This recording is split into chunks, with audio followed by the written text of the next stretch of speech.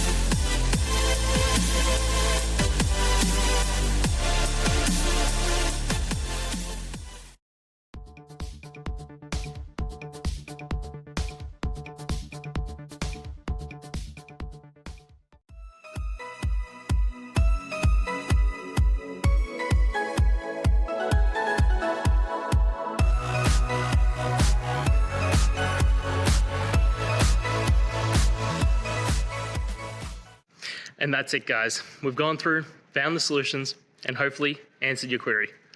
If it did, please hit subscribe. I really appreciate it. And until next time, I hope you have a good one. Cheers.